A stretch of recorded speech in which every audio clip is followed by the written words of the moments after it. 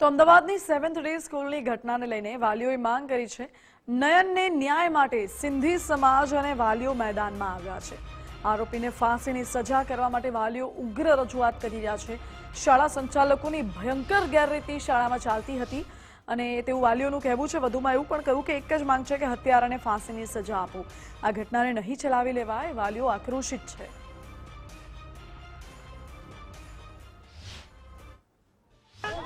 નયનનું બેસણું છે ને બેસણા બહાર જે કહેવાય કે હત્યારાને ફાંસી દો તેવા નારા લાગી રહ્યા છે.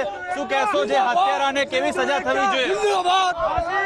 जिंदाबाद फांसी यहाँ गोली होनी चाहिए बस और कुछ नहीं. न्याय पूरा मिलना चाहिए.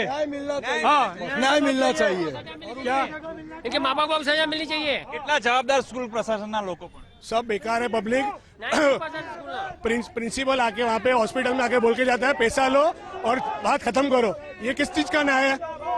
पैसा लो खत्म करो, पैसे से आ जाएगा वो लड़का वापिस आ जाएगा. उसको भी फांसी देनी चाहिए. आज देख रहे थे सब पब्लिक, गुरु है, सब टीचर देख रहे थे, बच्चा रहा उसका खून साफ किया है रोड पे. ऐसा करना चाहिए, ये गलत चीज है. इनके ऊपर एक्शन होना चाहिए. जो टीचर थे और ये जो सीसीटीवी कैमरा है वो आने चाहिए. नहीं आते हैं तो ये फुल गुने में, पूरे गुने में. अभी तक आ भी नहीं रहे सामने. नहीं यहाँ कोई टीचर आया है. सब मिली भगत है और बोलते दिल्ली तक पहुंचे. ये सब बातें सब ध्यान में रख के एक्शन लेना चाहिए. क्विक एक्शन लीजिए, क्विक. 3 दिन हो चुके अभी तक कोई एक्शन नहीं लिया. નયન અડધો કલાક તડપતો રહ્યો પણ સ્કૂલ પ્રશાસન વાળા તમાશો જોતા રહ્યા. શું કહેશો?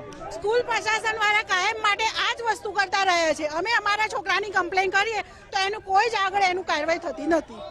અમે પેરેન્ટ્સ પાછા હટી જઈએ છીએ પણ સ્કૂલ વાળા કંઈ જ કરતા નથી અને આમાં બી એમને કંઈ જ કર્યું નહીં.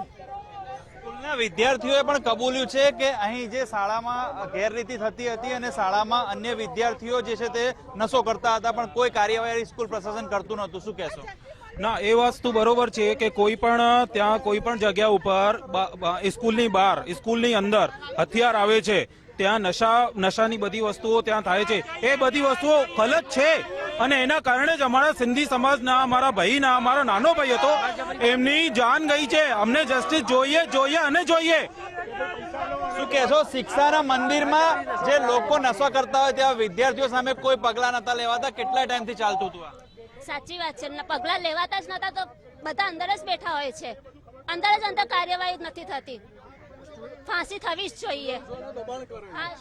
સ્ટુડન્ટ્સોનો, ટીચરોનો, સ્ટાફ વાળા, પ્રિન્સિપલનો દબાણ કરે એવું વિદ્યાર્થીઓ અમને કહે છે પણ જાહેરમાં બોલતા બીવે છે. નહીં સિક્યુરિટીની જવાબદારી છે, નહીં પ્રિન્સિપાલની જવાબદારી છે.